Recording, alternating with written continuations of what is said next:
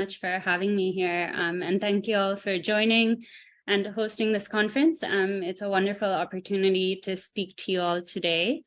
As mentioned, today I will be speaking on my research that looks at the influences on adolescent girls' decision making regarding their educational and economic opportunities. So really looking at who or what is influencing these decisions. And part of my research also looks at how we can promote greater levels of gender equality and reduce some of the barriers that adolescent girls face. And so before I start really diving into my research, I would like to take you all through a virtual privilege walk. It's a series of questions, and you can keep internally track of your score based on your responses to these questions. And so you'll either add or subtract one depending on your response and how these questions apply to you. And the purpose of this is really to begin highlighting some of the themes that came out in my research and how we can work to address some of these influences and barriers that adolescent girls face, and then I'll move into some of the case studies that came out from my research. So the first question is, if one or both of your parents have graduated from college, add 1. If you were the first person in your immediate family to complete secondary education, subtract 1. If you had a support system to pursue your academic careers, add 1. If you were ever discouraged from following a particular career trajectory because of your gender, subtract 1. If you had role models in your educational institutions or workplaces, add 1. If when you were an adolescent, you were able to follow the path that you envisioned, add 1. If you have ever felt disadvantaged because of your age and or gender, subtract 1 or 2 if both. And so the reason that I walk you through these questions, you might have a score internally, no need to share, but it's just to get you all thinking about some of the themes that came out from this research.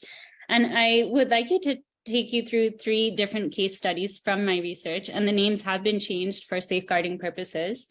The first one is Anjali, who indicated to me during my interview with her that after the 12th grade, she intended to be at home with, helping her mother around household chores.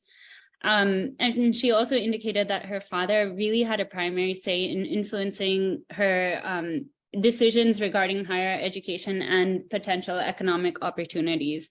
And if she was to go through this privilege walk, she would get a score of -2 based on her responses to these questions. And this really highlights the influence or looking at what gender inequality in decision-making can do and the impact that has on adolescent girls.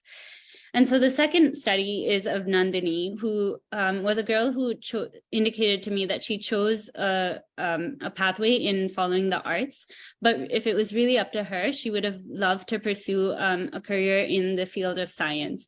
And she had chosen arts because of what was familiar to her based on, what she had seen her family members and relatives doing.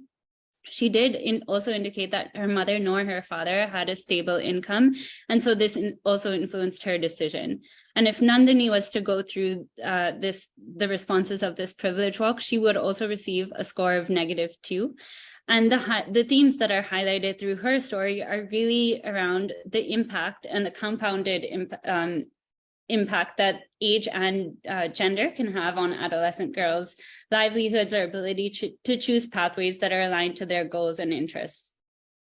And finally, we have the story of Abba, who indicated that she had parents, primarily her father, who had somewhat traditional ways of thinking in terms of not necessarily recognizing the full importance of pursuing education and economic opportunities for girls.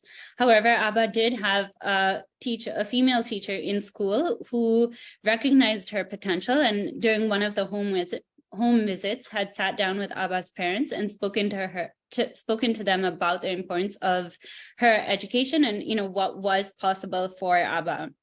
And so this did begin to change her parents' influence and support of their daughter. And if she was to go through the questions of this privilege walk, she would receive a score of +2. And this really highlights the themes or the importance of having a support and agency in making agency for adolescent girls to be able to make decisions and the influence that family can have. And so again, I walk you through this exercise primarily just to bring out some of the themes as I'll dive into further in my research today. Just a context about where my research was situated. I conducted my research in Mumbai, which is a city in the western state of Maharashtra in India. And for many different reasons, Mumbai is referred to as India's melting pot, primarily because it is a city that boasts a mix of religious, ethnic, social, and cultural diversity. You'll find coexistence of a lot of different types of identity, people with different types of identities and backgrounds live coexisting in the city. Mumbai is also a city that has tremendous potential for academic and professional growth, which also highlights the importance of this research. If we are able to look at these influences and address some of the barriers, then having adolescent girls be able to access such opportunities. And so just a point on my specific research, as I mentioned, I focus on the influence of gender and age. And I do so because adolescent girls are really at a critical point in their trajectories when cultural and gender norms can have a significant impact on their livelihoods and life paths regarding their education and economic opportunities. However, I do want to take a moment to acknowledge that there are many other factors that do influence adolescent girls and the impact that they have. So for example, of course, there's a much broader definition of gender rather than the binary of boys and girls. There's also the difference for adolescents living in urban contexts versus those living in rural contexts and what that means for access to opportunities. And Mumbai, as I mentioned, is a very urban context. Also, the type of education that adolescent girls are receiving, whether it's public or private education, has an impact on their access to opportunities and what they gain from an education system. The socioeconomic status of their families, which I'll talk about in a little bit, but that definitely plays a role. And then finally, language, in terms of whether the adolescent girl's mother tongue or native language, if that is the same as those of academic and professional settings and workplaces, that means something different than for, say, an adolescent girl whose primary language is different or is not the dominant language that's used in academic and professional settings. That adds another layer of barriers. So I bring these to light just to highlight that there are many other factors and influences apart from the ones that I will be talking about today as a part of my research. And so just looking at what we know, what exists in the research, we know in terms of enrollment, completion, and quality of schooling and access to education that adolescent girls in Mumbai and in many parts of the world continue to lag behind their male and primary school counterparts. When it comes to looking at girls and secondary schooling, we know that girls have unique needs and face disproportionate impacts in access to meaningful and quality secondary schooling. For example, access to private sanitary facilities while they're in school, or the risks of violence and harassment either on their way to and from school or in school itself. We also know a little bit about the role of gender in decision-making. There's research that suggests or that argues that gender inequality in decision-making is a strong predictor of girls dropping out of school or other cultural and gender norms taking hold. We know that even for those girls that do complete secondary schooling, that doesn't necessarily guarantee access to meaningful employment opportunities. And so there's a disconnect between girls who finish higher education and accessing and being able to access meaningful employment. And finally, a return on investment. Investing in girls and young adolescents' education not only has drastic benefits for themselves, but also for their families, for their communities, and the societies in which they live, and which I'll refer to back in a little bit. But this provides a foundation for what my research was built on. Which then brings me to the gaps and looking at where maybe there isn't a significant amount of research and how we can use how I use this to develop a rationale for conducting my research. And so the first area is really around decision making. Looking at the impact, there's a lot of research on adolescent girls' decision making, but not specifically when it comes to how the influences on decision making actually impact their ability to pursue pathways that are aligned to their goals and interests. So how do the influences on decision making impact what these girls are able to pursue and how that matches to their ambitions?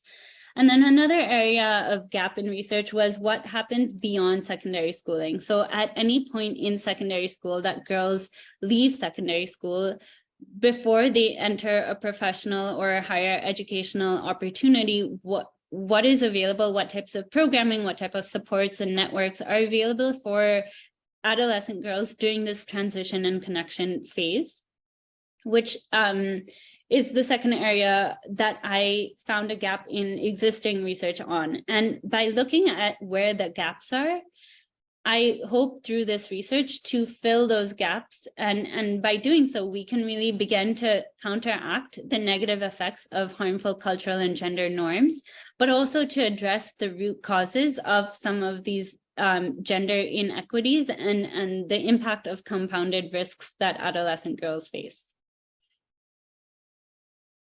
And so my methodology for this research was, I've spoken to some of these parts a bit, but my main research question was, what are the main factors that secondary school age girls in public schools in Mumbai identify as influencing their decision-making regarding their life paths?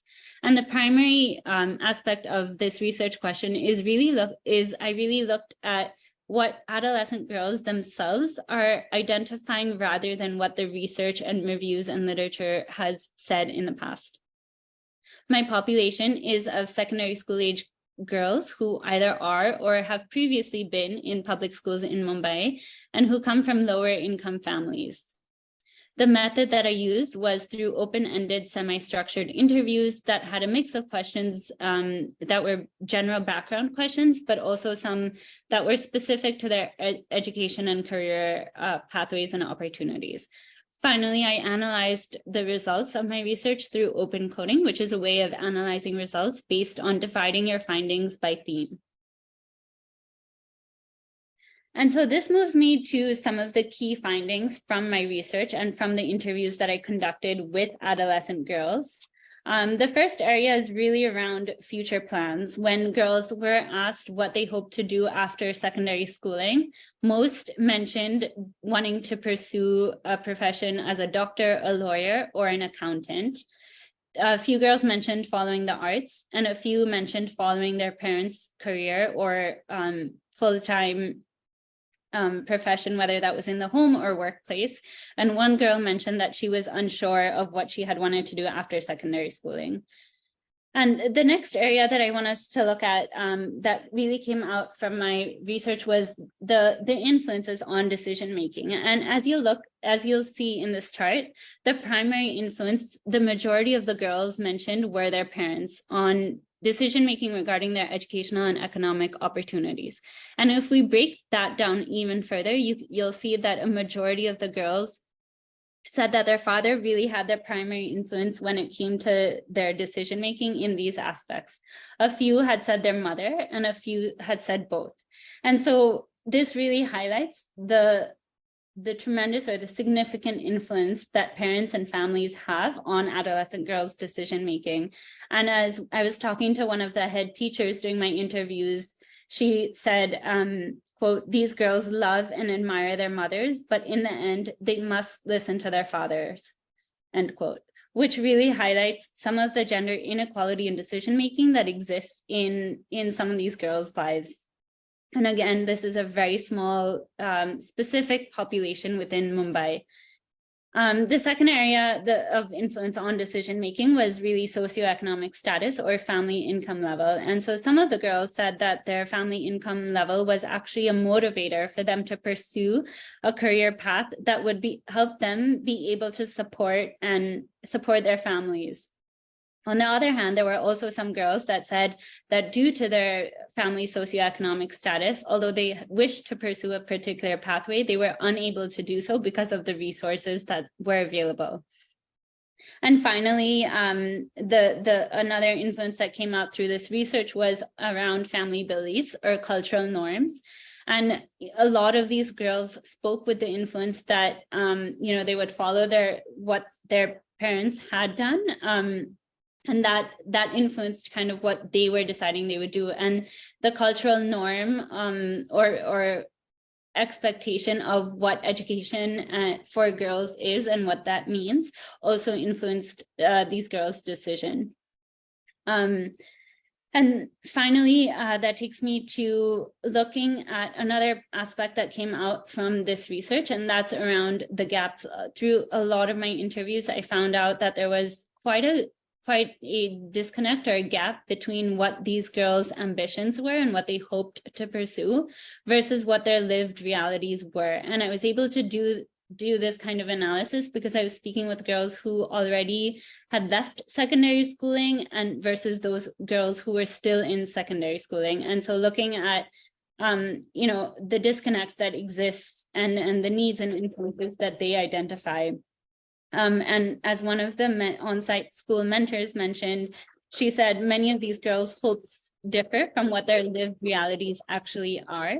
And so that kind of reiterates from someone who has been at the school and seen these girls over the course of a few years of their academic trajectories, what this means for girls. And I would like to highlight that even where it is aligned, even for those girls that do believe they will be able to pursue a pathway, as we mentioned before, there's not always a clear connection or a guarantee between completion of secondary schooling and meaningful employment opportunities. There's a host of other barriers that girls face. And so this brings me to looking at the needs. What do we do with the research? Why is it important? What do we still need to work on from here? My research was really just a starting point. It was a very small size population. There's a lot more that we need to look at to be able to make transformative change. And so I categorize this into 3 different areas. The first is really around looking at the narrative of social constructions, looking at what education means for girls, what its purpose is, and what people and communities think of girls' education. Also, what it means to be a girl or a young woman, and what that entails in terms of the visions for these adolescent girls' trajectories. The second area, which is a little bit broader, is looking at institutional inequality. So how is gender inequality deeply rooted in systems and institutions, and how can we work to address this at the institutional level? It's also important to note that education can either disrupt inequities by promoting greater levels of gender equality and giving girls a voice and leadership opportunities, but it can also reinforce already existing inequalities. For example, curricula content that portrays girls and young women as working in the home, or men and boys as breadwinners of the family, reinforces some of these gendered norms and expectations. And looking at education that can be a tool or a vehicle for improved and increased economic growth. And then finally, looking at a broader level of transformational change. I argue that it's not bottom up or top down, but that this type of change needs to happen everywhere and all at once. And by doing so, we can really begin to contribute to mindset shifts and behavior change. Which finally leads me to my recommendations, which I've categorized into 3 different areas. The first is and this relates to my work that I do at Plan International and the work that we integrate into our programming, specifically as it relates to education. And the first is around gender transformative education, which means looking at the root causes of gender inequality, and specifically within the education system. And so I mentioned considering programming beyond secondary schooling. What types of support is available for adolescent girls? Gender transformative education also means delivering culturally relevant pedagogy or education that's authentic and relevant to girls' lives. It also should promote mirrors and windows. And by mirrors, I mean that adolescent girls should be able to see reflections or representations of themselves in education systems. They should have role models that offer a vision of what is possible, but they should also have windows. They should also have access to a wider set of opportunities and experiences beyond what they are used to or accustomed to in their families and communities. And finally, because we've seen the strong influence that families and communities have, that this level of engagement needs to be integrated into how we are delivering education. The second area of my recommendations is the Girl Engage approach, which positions girls as drivers of change, and is based on the belief that girls know their needs and the barriers that they face best, and thus are best placed to determine and identify solutions that are meaningful and effective to them. And by doing this, we can really begin to improve the social position of girls and build greater connections between what their ambitions are and what their lived realities turn out to be.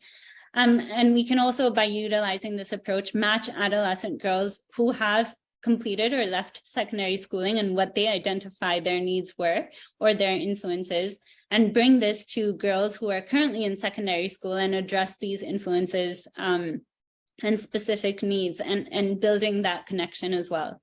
And finally, I encourage us to look at the socio-ecological model. That means looking at not only the individual level, but also the family, the community, and the society level. As I've said before, this cannot happen in silos. We cannot be working alone, but this really needs to happen everywhere all at once.